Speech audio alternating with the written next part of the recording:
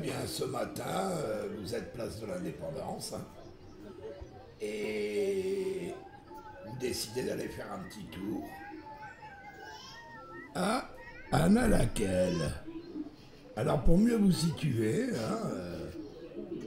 place de l'Indépendance, Anna-Laquelle est à droite, les pavillons, et vous prendrez la latérale à la place de l'Indépendance. C'est-à-dire vous avez la gare devant vous, vous avez la mairie qui est au bout de cette latérale avant d'arriver à Béouric. Donc ici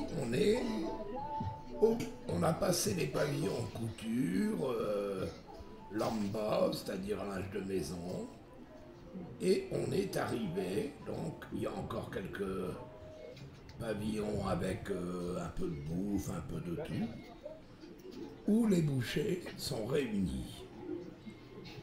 Alors on peut constater que chacun a, comment je vais dire ça, sa spécialité.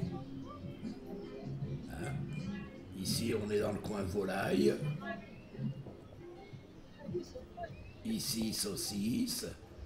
Alors je vous conseille déjà, achetez ce petit livre, voilà, je vais le mettre en médaillon là, qui est formidablement conçu, français-malgache et malgache-français. Il y a une phonétique pour la prononciation et vous avez toutes les expressions usuelles et courantes. Alors, règle d'or à Madagascar, on dit toujours bonjour.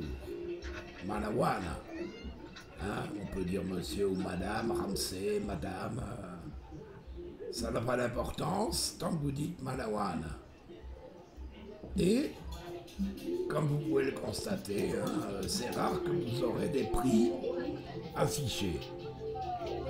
Le sport national, je l'ai déjà dit dans une précédente, c'est de tout discuter. Je sais que certains n'aiment pas ça, mais c'est une règle d'or. Là, ici, il y avait une affiche, là aussi. Donc certains se plient un peu à la règle, mais c'est pas une généralité. Donc, vous remarquez également que dans ces pavillons, c'est rare que la marchandise soit en frigo. Pour la simple et unique raison, c'est qu'au grand matin, oui là ici, vous voyez, ce sont des petites tables où les dames découpent. Et pour ceux qui souhaitent, on peut acheter au détail.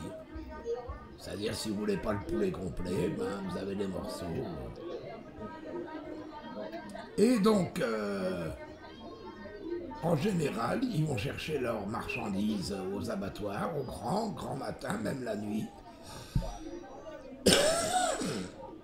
Se fournissent pour la journée. Et ils restent là pour tout vendre. Alors là, vous voyez, là, ils demandent si c'est cher. Alors il y a les oignons, l'ail. Alors oignon, on dit tungoul, qui est très bon l'oignon de Madagascar. Pommes de terre, etc. Tout ça va de pair avec la viande. Et je vous conseille, donc grâce à ce petit livre, d'adopter un comportement, ça leur fera plaisir, avec quelques mots en malgache. Par exemple,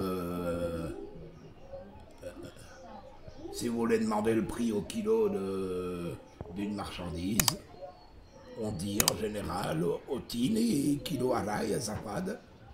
Alors le azafad, ne pas l'oublier, ça veut dire s'il vous plaît. Le malgache adore la courtoisie. Pardon. Donc il vaut mieux s'y plier. Et bien entendu, si ça ne vous convient pas, avant de partir, On peut même rajouter Mourabé à Zafad. Mourabé, ça veut dire moins cher. Et si vous n'êtes toujours pas d'accord, vous dites Misaucha, merci, au Kaloua. Ça veut dire j'en veux pas.